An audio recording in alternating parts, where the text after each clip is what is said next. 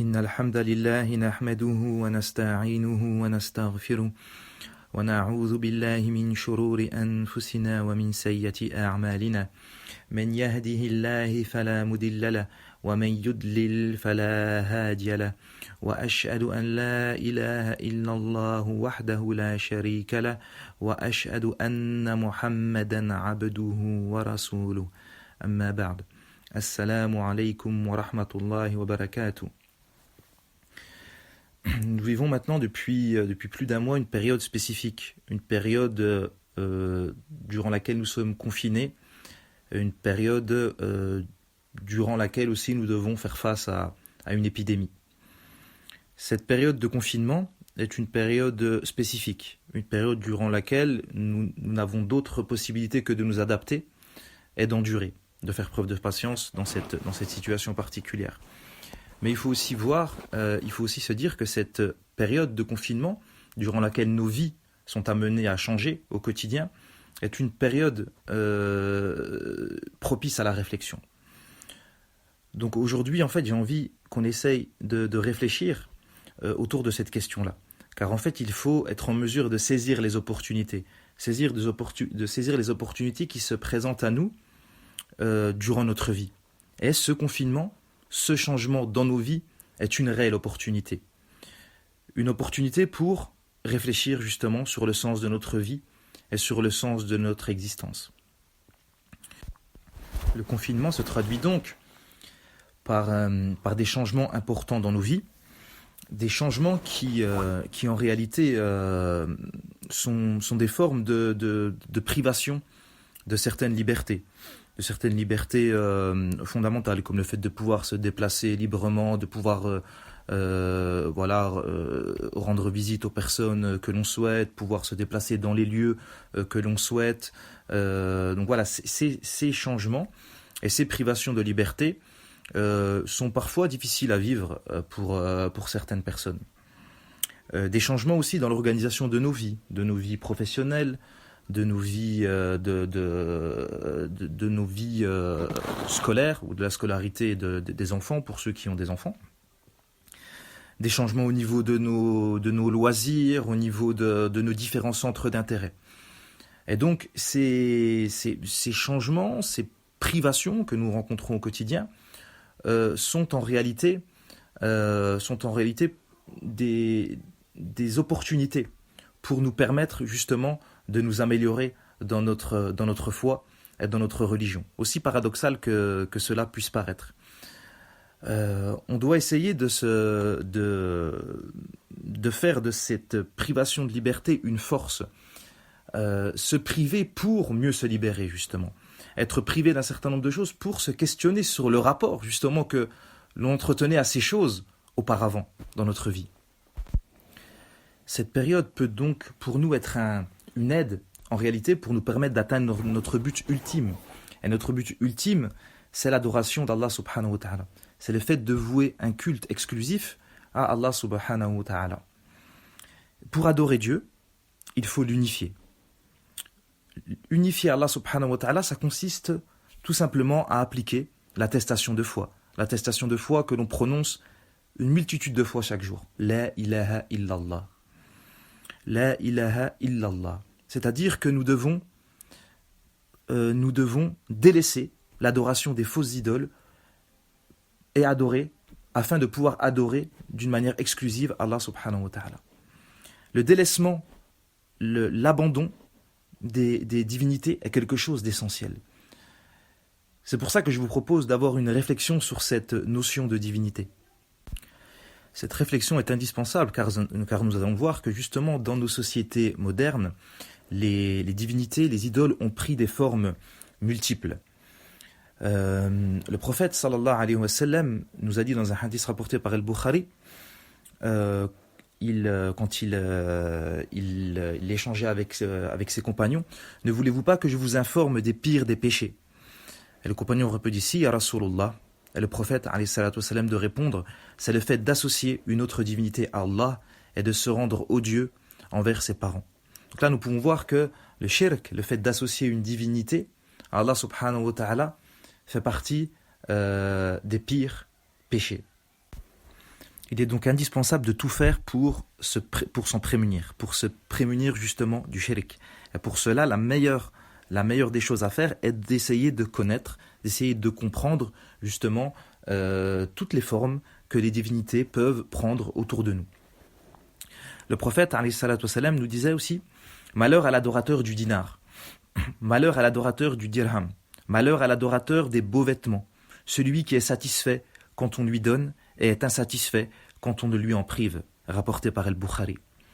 Ce hadith nous permet justement de voir d'une manière concrète que l'argent, le dinar, le dirham, dans le cas du hadith, les beaux vêtements peuvent devenir justement le fruit de notre adoration. Puisque le prophète dit malheur à l'adorateur du dinar. C'est-à-dire que concrètement, on peut devenir adorateur de l'argent. On peut devenir adorateur des belles choses. Et ce qui est très intéressant, c'est que dans la suite du hadith, le prophète nous dit celui qui est satisfait quand il en a, quand on le lui en donne, et qui est insatisfait quand on le lui en prive. C'est-à-dire que l'adoration nous conduit à être dépendants de cette chose-là. Quand on est dépendant d'une chose, d'accord, c'est que notre cœur est attaché à cette chose-là d'une manière forte, d'une manière puissante, et donc on finit par devenir tout doucement, progressivement, adorateur de ces choses-là. Donc c'est un risque. C'est un risque, et à chacun de se poser la question dans le rapport qu'il a aux choses, dans le rapport qu'il a à l'argent, dans le rapport qu'il a aux objets, dans le rapport qu'il a aux voitures, dans le rapport qu'il a aux vêtements, dans le rapport qu'il a aux nouvelles technologies. À chacun de se poser la question. À chacun de se dire, est-ce que je suis dépendant de ces choses-là? Est-ce que ça devient une finalité dans ma vie? Car Ibn Taymiyyah a défini la divinité comme étant ce qui est voulu en son soi, ce qui est convoité, ce qui est recherché pour lui-même. D'accord? Donc si on fait de la chose notre but, notre objectif, cette chose-là peut devenir justement une divinité à laquelle nous consacrons notre adoration. Nous devons donc tout faire pour ne pas devenir esclaves de nos passions. Le prophète, sallallahu alayhi wa sallam, dans un hadith authentique, nous a rendu attentifs, en nous disant « Aucun d'entre vous ne sera véritablement croyant tant qu'il ne soumettra pas ses passions à mes enseignements. Aucun d'entre vous ne sera véritablement croyant tant qu'il ne soumettra pas ses passions à mes enseignements. » Et un homme a demandé un jour à Hassan al-Basri: « Oh Abu Saïd, quel est le meilleur des combats? Quel est le meilleur des combats ?» Il répondit: « Le combat contre tes passions. » Donc là, encore une fois de plus, on voit que nos passions, c'est-à-dire ce que l'on aime et les choses auxquelles nous sommes attachés, d'accord, peuvent justement venir s'interposer entre nous et Allah subhanahu wa ta'ala. Cette période de confinement peut donc véritablement nous être utile pour réfléchir, pour faire le point et savoir où nous en sommes par rapport à ces différentes passions, par rapport à ces choses qui en réalité peuvent nous éloigner d'Allah subhanahu wa ta'ala. Car c'est une réalité. Nous courons actuellement, nous sommes dans une situation qui nous permet de moins courir après ce bas monde, de moins courir après ce dunya, et donc de plus facilement délaisser et relativiser justement un certain nombre de choses. Et c'est pour cela que je disais précédemment que c'est une opportunité pour nous libérer. Cette période peut aussi nous conduire à nous apaiser. Comme le prophète disait dans une invocation, quand il invoquait Allah subhanahu wa ta'ala: Allahumma inni a'udhu bika min ilmi la yanfa' wa min qalbi la yakhsha' wa min nafsi la tajba' wa min du'a la yustajabu lah. Oh Allah, je cherche refuge auprès de toi contre une science qui ne profite pas, un cœur qui ne craint pas, une âme qui ne se rassasie pas et une invocation qui n'est pas exaucée. Donc le prophète, alayhi salatu wassalam, demandait à Allah subhanahu wa ta'ala de le protéger contre une âme qui ne se rassasie pas. L'âme qui ne se rassasie pas est l'âme qui convoite sans trouver l'apaisement, qui obtient mais qui souhaite toujours plus. Et ceci est une véritable maladie du cœur qui peut conduire à la souffrance et qui peut conduire au malheur. Donc le détachement et le fait de relativiser par rapport à toutes ces choses mondaines peut nous permettre justement de nous libérer et de cheminer vers Allah subhanahu wa ta'ala. Dès lors que notre cœur sera apaisé, et dès lors que notre cœur sera libre, cela va avoir forcément des conséquences sur notre comportement au quotidien. Et c'est aussi l'occasion, durant ce confinement, d'améliorer notre comportement, d'améliorer nos actions vis-à-vis de nos proches, vis-à-vis de nos familles. Et ceci est quelque chose d'essentiel, car nous savons que dans de nombreuses familles, il y a des difficultés, il y a des tensions, il y a des conflits. Et donc, la seule possibilité, la seule solution pour essayer justement de résoudre ces difficultés-là, de résoudre ces conflits et d'essayer d'avancer, c'est de faire l'effort de revenir vers Allah subhanahu wa ta'ala. De revenir vers Allah subhanahu wa ta'ala avec un cœur libéré, avec un cœur apaisé, et de se référer à ses prescriptions, à ses commandements dans notre quotidien.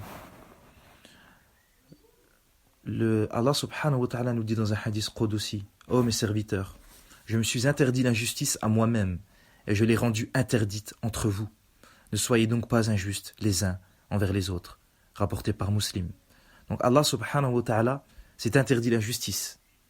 Allah subhanahu wa ta'ala n'est pas injuste vis-à-vis de ses serviteurs, malgré les épreuves que nous rencontrons dans nos vies. Et Allah subhanahu wa ta'ala nous a rendu interdite l'injustice entre nous. Et ceci est quelque chose d'essentiel. Ceci est quelque chose d'essentiel, car de l'injustice ressentie par une personne va par la suite découler de nombreux maux. Le prophète Mohammed sallallahu alayhi wa sallam nous disait également: le meilleur d'entre vous est celui qui est le meilleur avec sa famille, et je suis le meilleur avec ma famille. Hadith authentique. D'où l'importance d'être bon, de bien se comporter au quotidien, avec son épouse, avec ses enfants, avec ses proches. Allah subhanahu wa ta'ala nous dit dans Surat Fussilat: repousse le mal par ce qui est meilleur, et voilà que celui avec qui tu avais une animosité devient tel un ami chaleureux. Repousse le mal par ce qui est meilleur, et voilà que celui avec qui tu avais une animosité devient tel un ami chaleureux. Il est important de ne pas être dans la surenchère au quotidien. Il y a parfois des épreuves, il y a parfois des conflits, ne soyons pas dans la surenchère. Sachons nous taire, sachons préserver nos langues, sachons faire preuve de patience face à la difficulté, et implorons l'aide d'Allah subhanahu wa ta'ala pour améliorer nos situations au quotidien. Profitons donc de ce confinement pour revenir vers l'essentiel, revenir vers Allah subhanahu wa ta'ala, pour recentrer nos priorités dans nos vies, et pour surtout prendre conscience de toutes ces chimères, de toutes ces choses qui, au quotidien, nous conduisent très souvent vers l'insouciance et nous conduisent très souvent vers la décadence. Ayons conscience du fait que nous sommes dans une société, dans un système qui souhaite faire de nous des consommateurs compulsifs, des consommateurs acharnés, et devenons des résistants. Résistons face à ce courant de pensée, à ce courant qui souhaite justement nous formater. Je demande à Allah subhanahu wa ta'ala de nous raffermir durant cette période, de nous libérer, d'apaiser nos cœurs, de nous ouvrir les yeux sur la réalité de nos vies, et Inch'Allah de réformer nos demeures et nos familles. سبحانك اللهم وبحمدك أشهد أن لا إله إلا أنت أستغفرك وأتوب إليك. السلام عليكم ورحمة الله.